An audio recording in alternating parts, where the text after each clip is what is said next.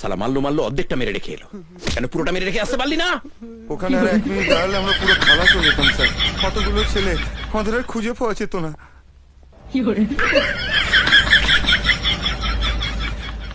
খুব ভালো হতো, ও যেত তোরাও যেতি, গোটা ব্যাটাই ছুটে যেত, আর কোনো ঝামেলাই থাকতো না। এগুলো আমি পয়সা দিয়ে পচা, হাসপাতাল থেকে খবর নিয়ে এলাম যে ছেলেটা নাকি ভালো আছে, আর ছেলেটা ভালো থাকা মানেই তো দাদার পেছনে 1 হাত।